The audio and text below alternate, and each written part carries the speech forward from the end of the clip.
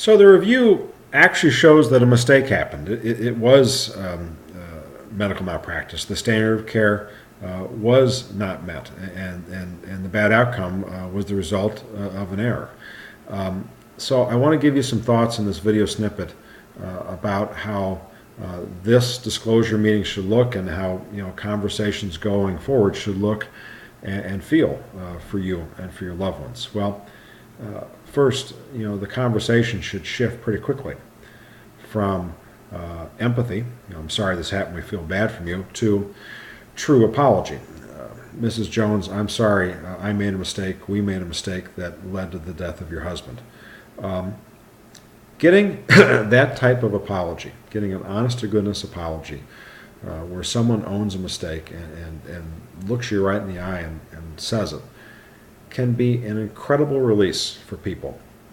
And I've talked with people who were very successful in lawsuits and got a lot of money, but they never got that apology, and there's a hole in their heart. Their closure, they didn't get complete closure, and in some instances their grieving process is interrupted, and it's all very sad, and they would just, they would happily take a zero off one of those, off a check to get that apology, to get that acknowledgement from the doctor, that hospital, that release that they need as a human being.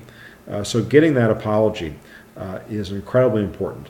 Having the doctor, the nurse, the hospital look you in the eye and say, I'm sorry we made this mistake, we let you down, and this led to the death or the injury or whatever it is. And the really neat thing about this is we're hearing across the country when apologies like this are offered, it just changes the dynamic of everything. It often changes the mood for the patient or the family from anger and revenge to understanding and reconciliation and healing and getting everybody what they need. And it opens up a whole universe of possibilities. Yes, we're gonna talk about your financial needs, and in some instances the financial needs are the most important thing. If the breadwinner in the family is dead, financial should be the first, second, third thing you're concerned about. But even in those cases, and every other case as well, we're going to talk about your emotional needs as well. Because again, you could put a bunch of zeros on a check, but if you don't deal with the emotional stuff, you might not get all the closure you need. And what are examples of emotional? Because we've talked a lot in these videos and in the ebook about financial needs. We know what that is, right? That's pretty basic, right? Replacing lost income or covering expenses, that's examples of financial needs. But what are emotional needs? What kind of emotional needs might you have or might you think about? Well, getting that apology, that's a huge release.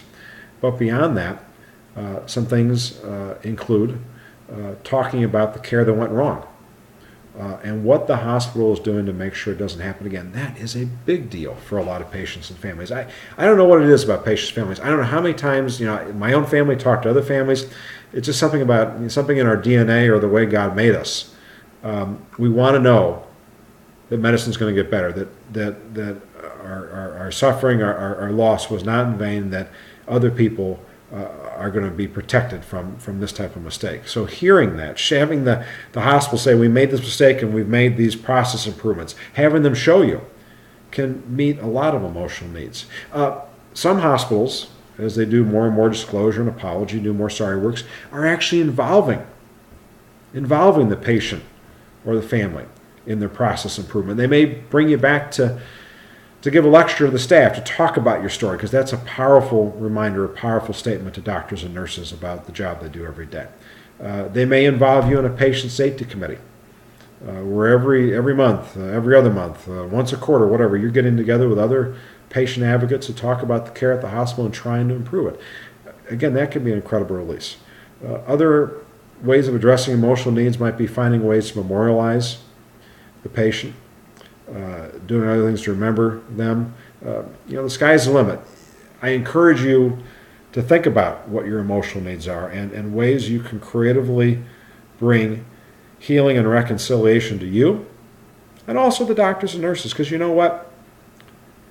I haven't met a doctor or nurse yet who intentionally wanted to hurt somebody. Yeah, there are some really bad doctors out there and some really bad nurses who shouldn't be practicing medicine, but by and large, most doctors and nurses are really, really good people who are trying to do a difficult job every day, but sometimes they make mistakes and it tears them up inside, and they mourn and they grieve too. And they need emotional healing and closure, and them being able to apologize to you and then perhaps being able to work with you in a meaningful way going forward can be an incredible release, can allow them to get back to the job that they were so well trained to do. So you need to think about your emotional needs. You need to think about your financial needs. I'm not going to kid you. There are some cases, if the breadwinner of the family was killed by medical errors, financial needs should be your first, second, third concern. But you should also think about emotional needs in those cases too. But again, your first priority should be the financial, and you're going to need to go through all of that and think about, what your needs are going forward. And as mentioned in the lawyer section of these tapes in the book, that's where competent legal counsel can help you think through all of that stuff. So in the end, you get everything you need, financially, emotionally, and otherwise. The last thought I'll leave you with, it's a little bit of a sad thought, but it's something you need to be aware of. Sorry works, disclosure, and apology is still a new or newer idea for a lot of hospitals and insurance companies, and the compensation piece, the financial piece, can be a challenge still for some hospitals. And we hear stories occasionally where they do the review, they know they made a mistake, they go in and see the family, and they admit their fault, they apologize, say, gosh, Mrs. Jones, I'm sorry, we killed your husband, and they shake Mrs. Jones' hands, and that's it.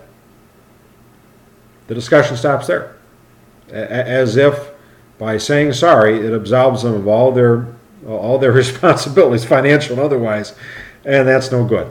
It happens. It's unfortunate. It's a system problem where hospitals just have not thought through this yet. Insurance companies haven't thought through it yet. In those instances, you need to say, hey, wait a second, guys. I've got needs. I appreciate the apology, but the apology is not real. It's not meaningful and complete until you make amends with me. It's one thing to say sorry. It's another thing to, try to make right for these wrongs. And if they just try to blow you off or kind of give you a confused look, then maybe at that point, that's where you're going to threaten litigation. And you need to be prepared to follow through on those threats. And sometimes, unfortunately, insurance companies need to see a lawsuit before they'll get into talking about compensation. And that's unfortunate, but that's reality. So those are some things to think about disclosure meetings where they're going to admit fault and talk about a mistake.